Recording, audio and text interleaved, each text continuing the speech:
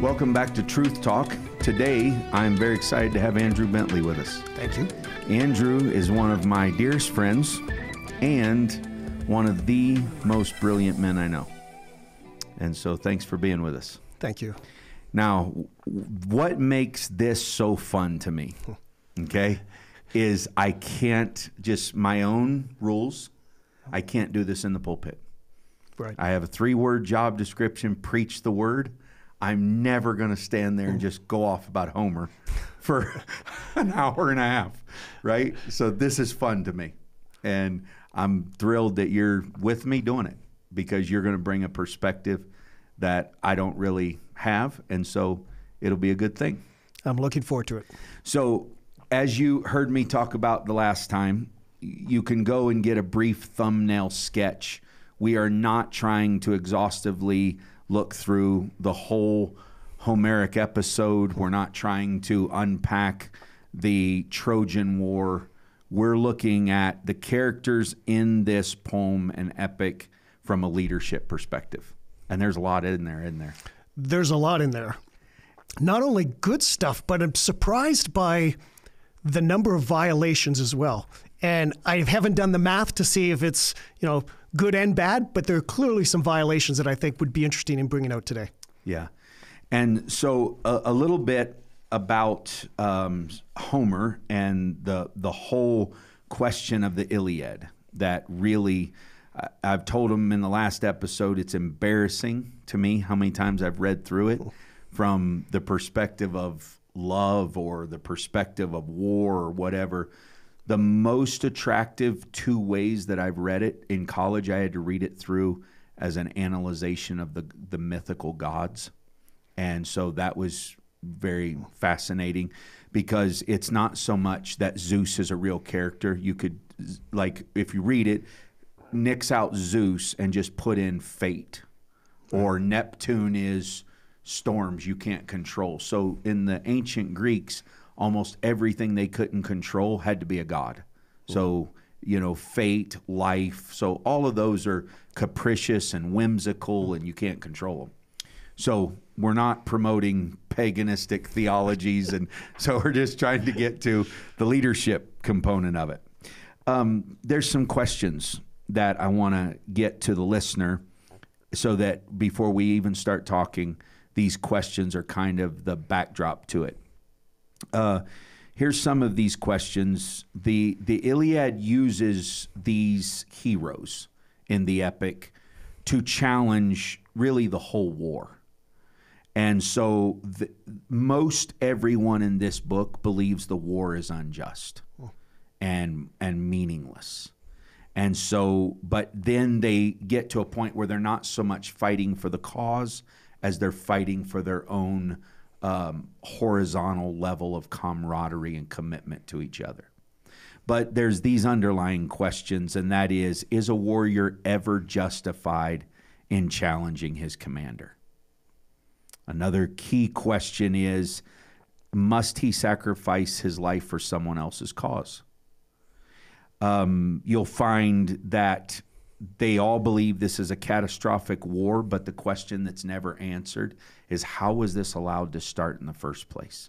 Which is interesting because from a leadership perspective, most people get into battles and forget, how did this get started anyhow? So there's so much there.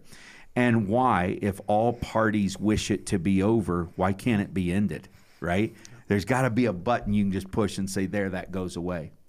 But then there's the question of, is a warrior's death adequately compensated by his glory in battle? And does that justify the loss of him being a dad and a husband because he died valiantly in a pointless battle? And leaders have to ask that. The other thing that everyone needs to think about, so that you don't have to read the whole thing in order to get this podcast episodes, is that the Grecian Empire never had it never had one leader. They were city-states. And so, for instance, Achilles is actually the king, and Nestor is actually the king, and so is Odysseus and Diomedes. They're all the king. And Agamemnon is the king, but he's not the king. He's just the king of kings. That's his title, is king of other kings. So you get a sense of this real coalition that these people don't have to follow you. You have to build the coalition. So this is a master course in leading leaders and leading people who don't really have to follow. So at any point they felt like a skirmish was unjustified, they could, as we see, they'll go lay down by the ships and be like, not fighting this one. Very dumb plan, not going against the wall at midnight. Nope, stupid, I'm going to sleep, right? So they have this sense of being able to speak back. So the pressure on, which would be unique to the Grecians and the Argives, as they were called collectively, is the pressure on those leaders is you really couldn't be very autocratic. And so you get a lot of telling people off in the Iliad. They have no problem just rebuking and telling off. So you have this sense of leadership. So then Agamemnon is trying to get them to fight. They don't believe in the war. And so he offers a prize. And he says, okay, fine. You guys don't believe in this and that. How about, do you believe in getting prizes? And they're like, yeah, we can get on board with this. So he says, if you go up and you guys do this and take the wall, this portion of the wall, I will give to the master of that battle this prize, which is the woman Briseis. And so he says, that's yours, right? You're going to get her. Well, then Achilles does it, wins the battle. And this is very typical, right, of even in the Old Testament. Saul did it. You win this, you get my daughter as a prize, right? So this is very typical to this period of time. So the war's already been going on for 9.5 years when book 1 opens, okay? It's a long war. They're already ready to go home. He coaxes them in, and then he realizes, whoops, they actually did more than what I thought. Somebody won the prize. We got to come up with this prize, and he doesn't want to give it away. So he's up fighting. Another soldier says, oh, great, Achilles wins. Here's your woman. And they give him the prize. Well, Agamemnon never intended for the prize to get given. When he gets home and realizes that, he says, you go up to your tent, you get her and bring her back. If you don't, I'm coming to get her. And Achilles is just like, no, you are out of control.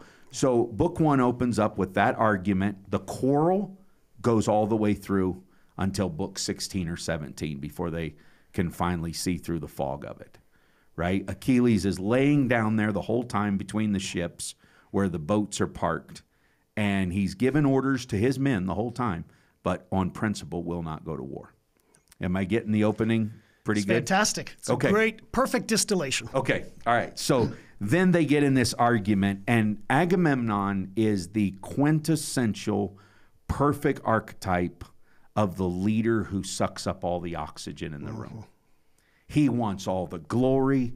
He wants all the prizes. He wants all the honor. And what set me down this path is Achilles makes one statement and calls him the most awful king. And he says, why do you call me the most awful king?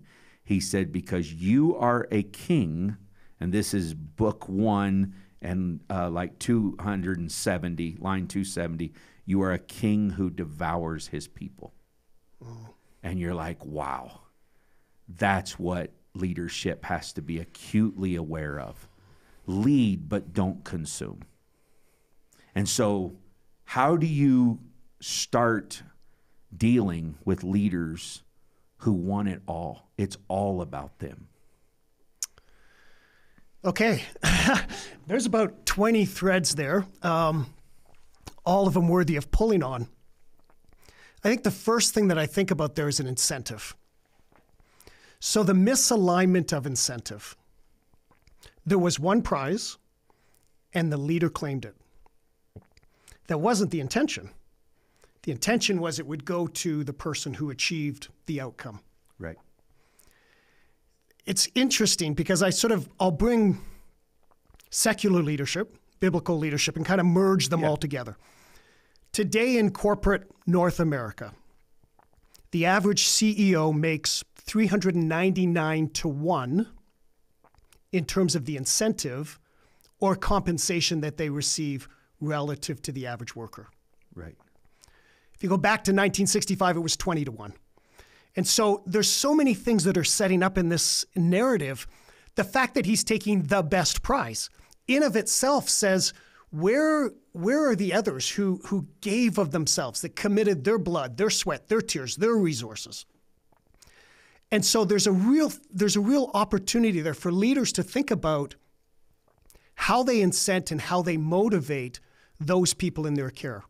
The fact that he set up a zero-sum game in of itself is probably the first mistake he made. A zero-sum game meaning there's one winner. But like cycling, there's only one winner that maybe crosses the line. But it was the team that got him the success.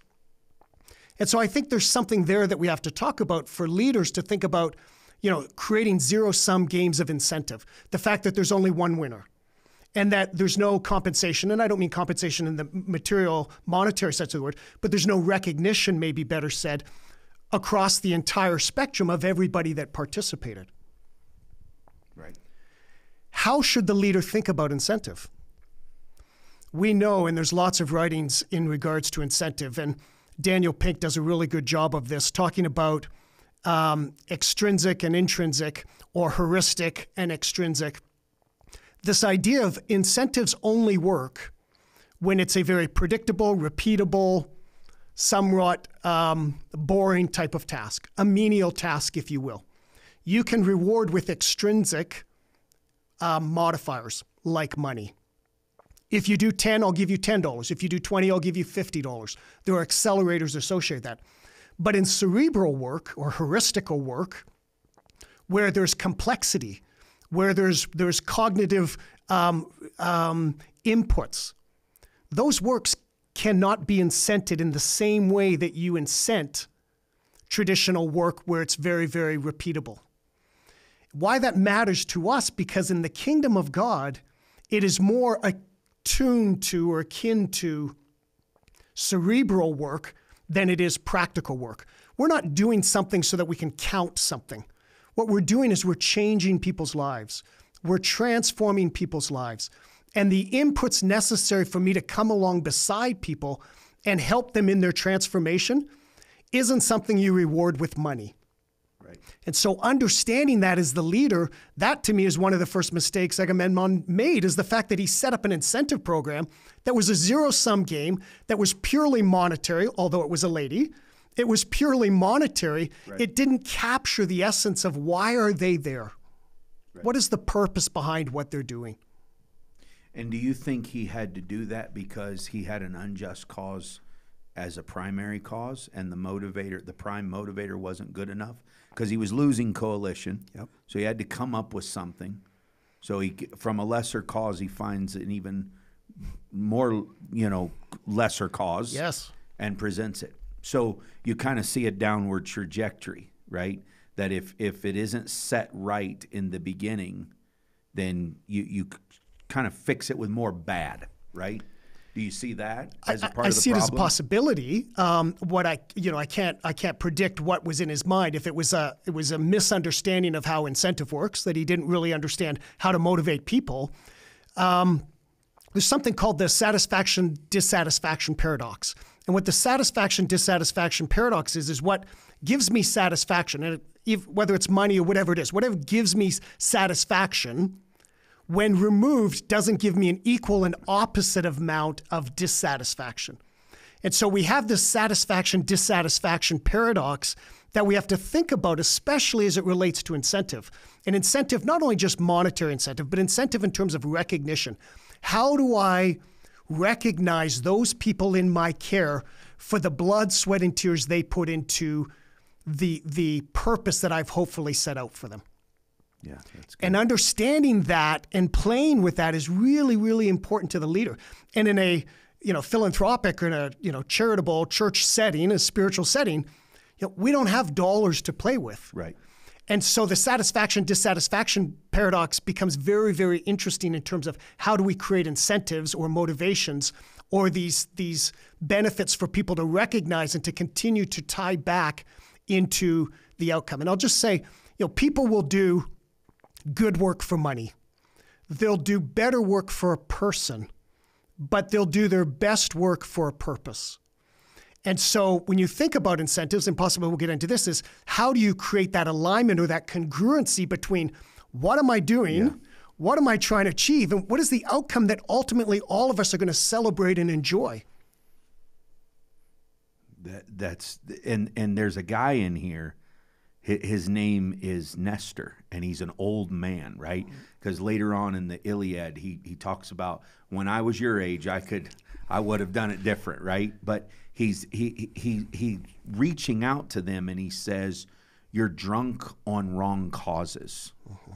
He says, for the glory is not in a cause and vanity, right? And he tells him, you'll soon pay for your arrogance with your life and never recognize that you're losing the greatest cause, you're living your life, for a lesser cause.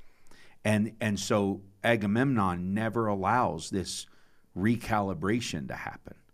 So if somebody's struggling with incentivizing, and say this happens in a leadership model, whether it's a church or a parachurch organization or NGO, whatever it is, is there a way that a leader can back up and say that's probably not the cause, the purpose that we should be after? And how does a leader backtrack on purpose and recast that vision?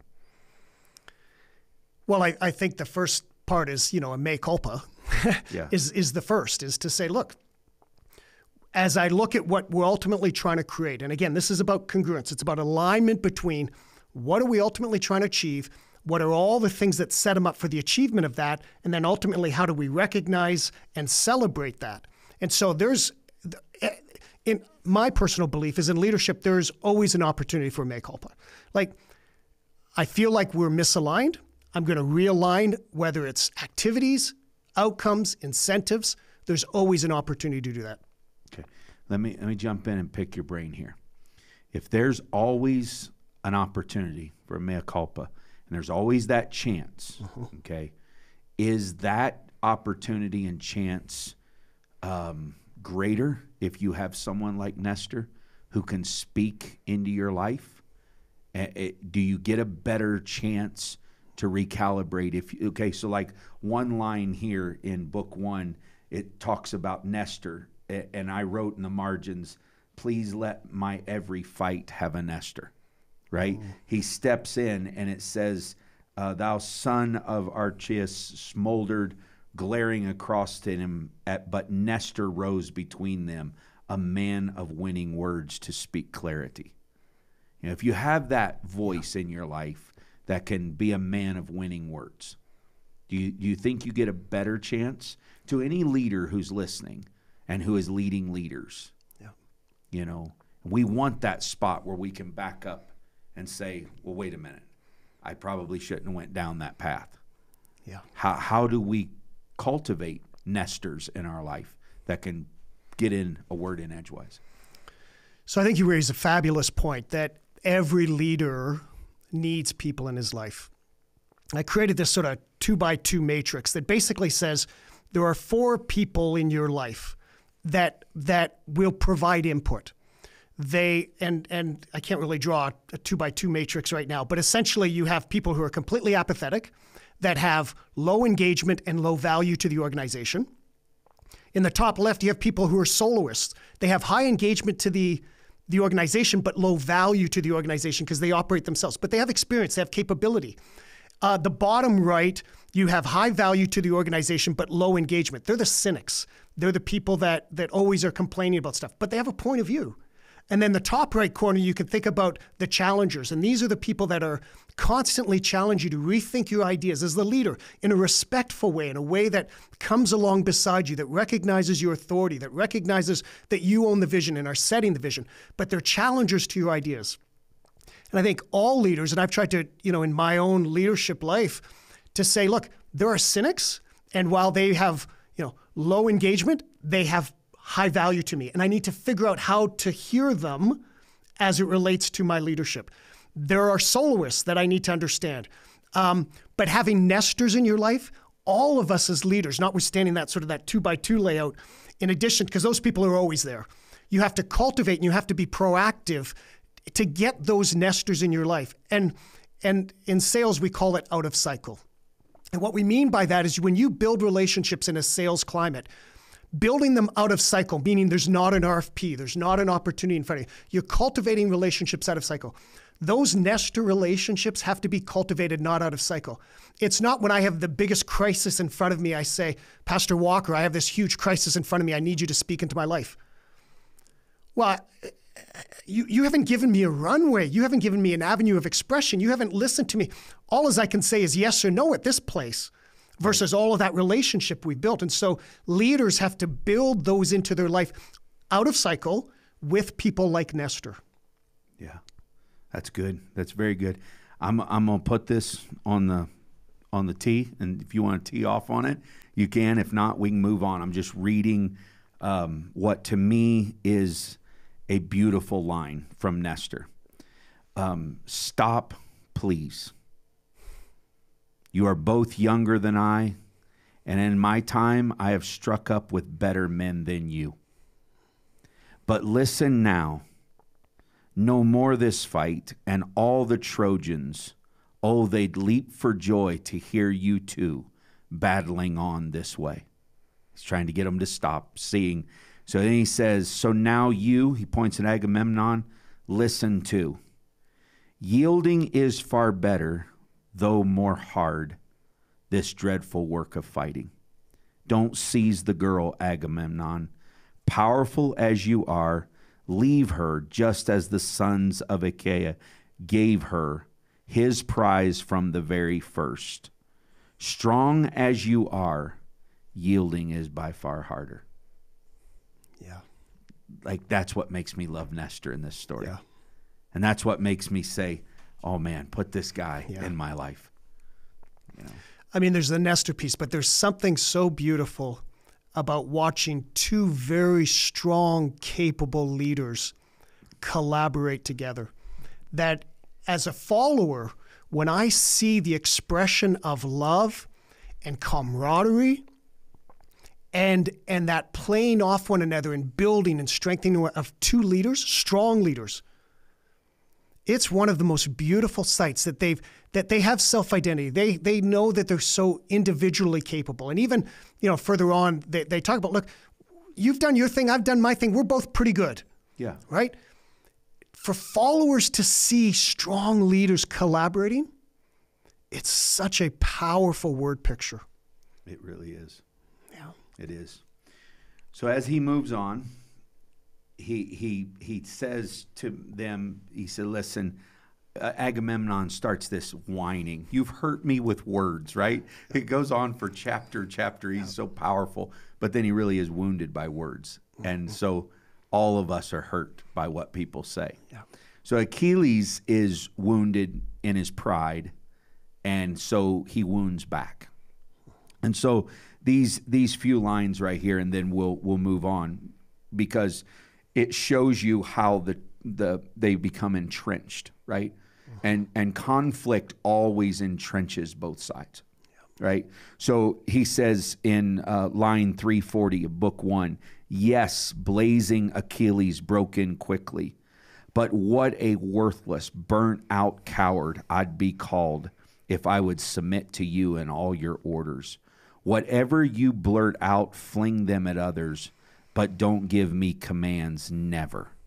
Then he goes on, once the two had fought it out with words, battling face to face, both sprang to their feet and broke open the muster beside the Argive squadrons, meaning the battle of words always escalates, right? So you have wounded pride that's taking it to the next level. So they've missed this golden opportunity set up to let an elder speak into their life and say, boys, knock it off. There's a greater cause. They both pass through that, and they're both wounded, and it escalates at this point.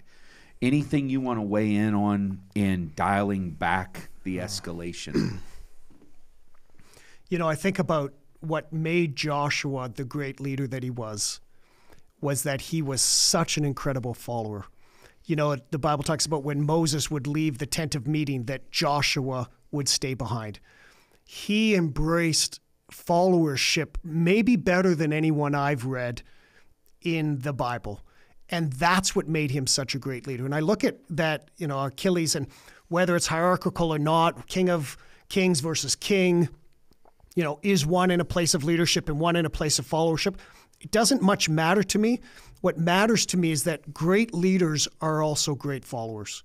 Right. You know, there's this sense that, you know, oh, they're great leaders, but they could never follow. Boy, then I wonder if they could really achieve the upper echelons of leadership that they ultimately should. And so I look at this and I think that the problem here is neither of them have a good mental model, paradigm, whatever you want to call it, around good followership. And so, you know, we could talk about what does good followership look like in terms of loyalty, in terms of purpose, in terms of self-identity, in terms of being communicative, in terms of work ethic. Like, there's lots to unpack there that we could talk about. But to me, the crux of the matter in that is that neither of them are great followers and may therefore not be able to achieve great leadership. That's very profound. Yep. And you see it throughout the whole narrative. Like, everybody at some point, like even Agamemnon being a leader, he very much needed to follow Nestor. Yeah. So there's someone that doesn't have the badge, but wisdom trumps that, right? And all leaders have to understand, you know, the hierarchical idea. You may not be in the hierarchy that is rank over me in a stack rank, yep, but you have to listen to wisdom. Yes. You may look at them and say, you're not here, but there's certainly some august body of living and life that gives you a voice. Yes. Right? And so when you see him, he sends them off saying, okay, if that's not what you guys want, then you're going to do this, but those people out there are going to pay. Yep. And neither one of them at that point care, because they're so lacking in emotional intelligence that they can't control. So what's amazing to me about this story is it starts with this pretty private squabble in book 1 between these two kings and Nestor weighing in as a mediator. But before it's over, it is like all the way out to the furthest ranks. And Agamemnon is going to lose his dearest and best friend in his whole life, Patroclus. And when he loses him, that's when it comes to him that he don't even believe in his own cause, right? So he's going to join the ranks with all the rest of them eventually, you know. Okay. The concentric circles, right? It always, you know, that center of poor leadership and the concentric circles of destruction always happen. No, you're right. And I don't think in that tightest circle you understand the ripple effect that's coming out. Right? And that's why someone who has seen it before. I talked to an elder this morning, and he told me about something that had happened, and he said, and now that's been 40-something years ago, and we're still dealing with the effects of that in our district. That is so sad to me, right? Because at any point, if you went back to them leaders, they would have never dreamed that someone, Douglas Walker, who's never been in this district, doesn't know any of these people, and now you're seeing when you're preaching, you're going in and out of these districts and going in and out of these fellowship circles, And people's like, yeah, but 30 years ago. And you're like, man, 30 years ago, let's see. I was out running around on a go-kart. I was a kid. And here you are, 40 years old, and you're trying to deal with something, and most of the people involved are gone. And you don't see that when you're in that moment of heat, right? Yeah. So you go through this, and it's so interesting because he sends his guys to Achilles' tent. He pulls out Briseis and all her beauty and handed her over to the men to take away. The two walked back along the Argive ships while she trailed on behind, reluctant every step. And this is kind of a stunning line. And with the strict orders ringing in his ears, Achilles wept. And so for all his far-flung kingdoms, he says, the man disgraces me, seizes and keeps my prize. He tears her away himself, so he weeps and he prays.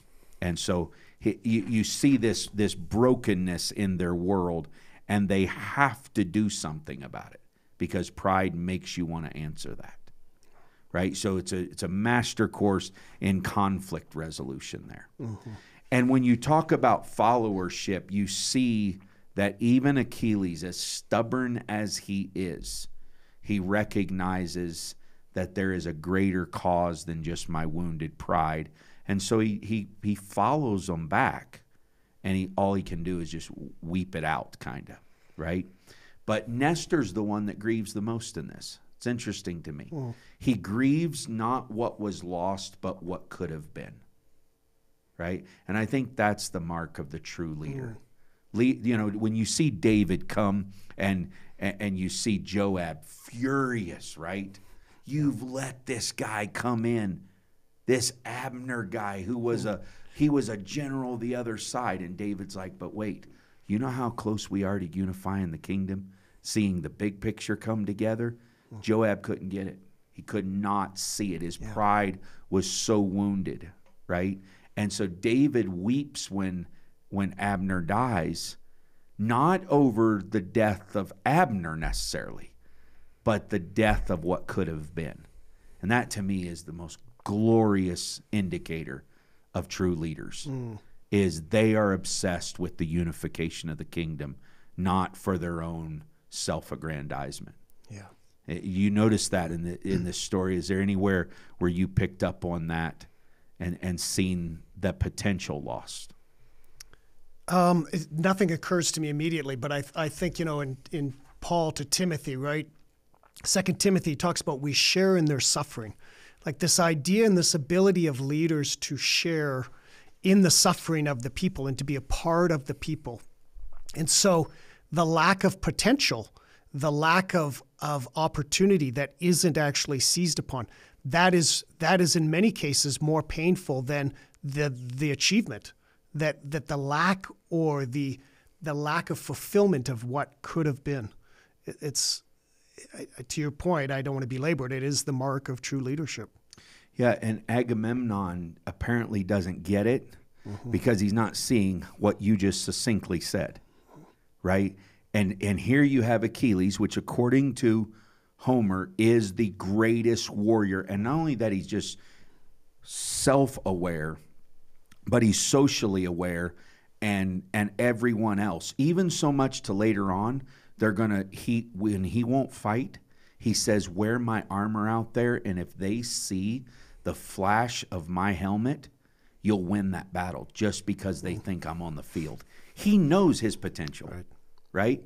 So let's end book one. Let's end it. Can I just say that potential is always exponential, like the potential like his potential with the army, right? Mm-hmm. And this idea that the flash of his helmet with the army it's the two of them together. It's not the leader in isolation saying, boy, doing all the flexing. The leader with the resource of those in his care, with the purpose, with all of those things, is actually what they fear most. Not him, that's Thomas Carlyle, the great man theory, right? history is not a biography of simply great men, Right. but it is the synthesis of great men and the great spirit of Achilles and his capability with the army. And I think as leaders, we always have to remember that is the ultimate. Yeah. Anyway. Okay, so let me read this, and then you make any closing comments you want. This is the close of book 1, and this is one paragraph of Achilles and how he ends this deal. Okay, book 1, like line 580 something. But he raged on, grimly camped by his fast ships, the royal son of Peleus and swift runner Achilles. Now he no longer haunted the meeting grounds where men win glory. Now he no longer went to war, but day after day he ground his heart out, waiting there, yearning, always yearning for the battle cries and combat, never being willing to participate because of pain. Like, here you have this, for lack of better illustration, this Ferrari that pride has ripped its transmission out of it. And he spins the race, laying between these fast ships, listening, he wants to be out there, you know. And I think, to your point, the withness, the togetherness, the unity, that's what makes it strong. But that's also what makes this, in my mind, a tragedy, not a history. It's the tragedy of wasted potential and what could have been. Anything you want to comment on about this great leader spending the battle, wanting to be in but not being able to participate? Yeah, I mean, I think it's self-awareness, that while he may have possessed self-awareness, he didn't possess it soon enough, right? That self-awareness is not only the ability to know the state I'm in, the emotional state I'm in, but also to be able to identify it. So the difference between ego and fear. Okay.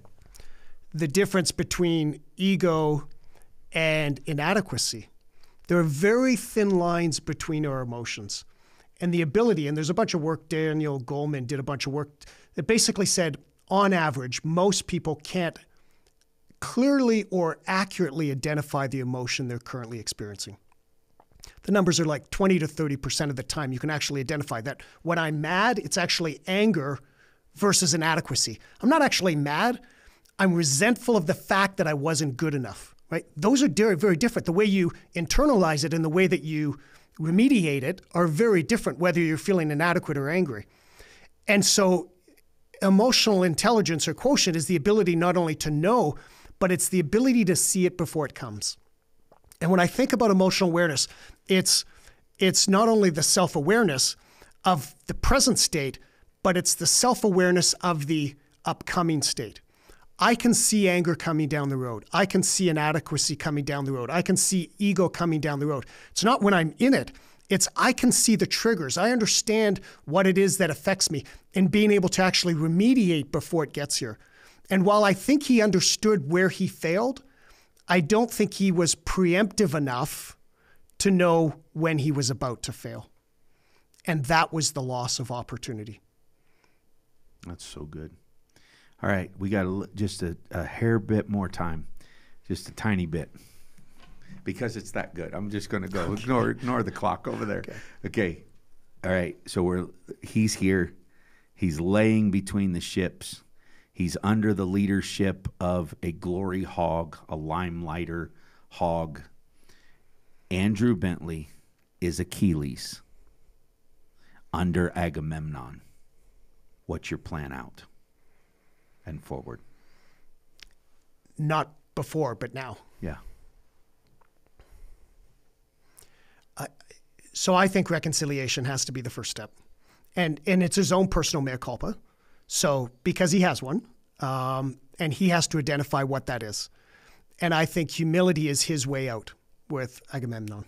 I think that is the way out of most conflict. It's I don't love the term falling on your sword.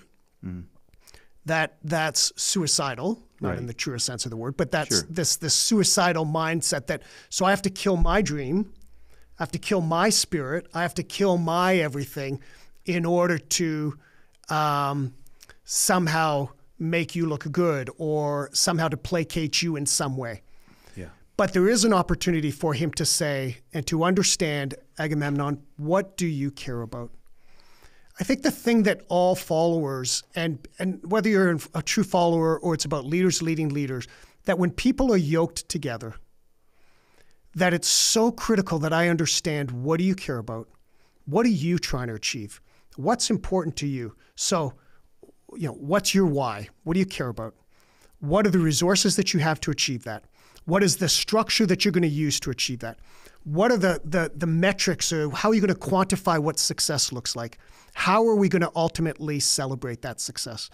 That if I'm going to walk together with you in leadership, that if I don't have a good sense of that, high probability we, A, won't reach our potential, and B, that conflict won't be far from us because of our two strong personality, not literally us two, but because of the two leaders' strong personalities. And so I think there has to be a reconciliation, the mea culpa, that says, here's where I failed, but let me understand, what is it that you're ultimately trying to achieve? Because us together can achieve so much more. And maybe we'll save it for the next one, but there's, Paul does such a fabulous job in giving to Timothy sort of the job description, for lack of a better word. And we can talk about that maybe in another time, but it's so well done, and it covers so much ground. And I don't think these gentlemen understand what it is that they're trying to do. Right. I agree. That's so good. Okay. Pick up next time, and we're moving to book 4. We're going to just touch on book 2 and 3, any stream of consciousness you have on that. But the next episode will be book 4, and where we talked about leadership here, we'll pick up where we left off there. Thanks for being with us, and we'll see you next time.